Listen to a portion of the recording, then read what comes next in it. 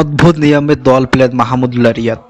BPL এর 12তম আসরের নিলামে বি ক্যাটাগরিতে ছিল অভিজ্ঞ মাহমুদুল্লাহ রিয়াদ, তবে প্রথম ধাপে অবিক্রিত ছিলেন তিনি, কিন্তু শেষ পর্যন্ত অদ্ভুত নিয়মে দল পেয়েছেন এই অভিজ্ঞ ক্রিকেটার। রোববার 30 ডিসেম্বর রাজধানীর একটি 5 তারকা হোটেলে অনুষ্ঠিত হয়েছে এবারের নিলাম, যেখানে প্রথম ধাপে অবিক্রিত ছিলেন মাহমুদুল্লাহ রিয়াদ। নিয়ম অনুসারে সরাসরি চুক্তি ও দেশি ক্রিকেটার মিলিয়ে 14 জন ক্রিকেটারকে কিনতে হবে প্রতি ফ্র্যাঞ্চাইজিকে, কিন্তু সব ক্যাটাগরিতে ডাক শেষে কোটা পূরণ হয়েছিল না বেশ কয়েকটি দলের। তখনই আলোচনায় আসে মাহমুদুল্লাহর।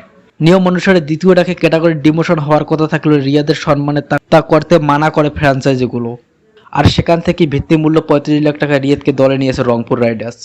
বর্তমানে জাতীয় দলের সব ফরম্যাট থেকে অবসর নিয়েছেন মাহমুদুল্লাহ রিয়াদ, তবে ঘরোয়া লিগে নিয়মিত খেলে যাচ্ছেন তিনি। গত 2 আসরে ফরচুন বরিশালকে শিরোপা জেতাতে বিশেষ ভূমিকা রেখেছিলেন মাহমুদুল্লাহ রিয়াদ। সর্বশেষ বিপিএল এর 14 ম্যাচে 206 রান করেছিলেন এই কিংবদন্তি ক্রিকেটার।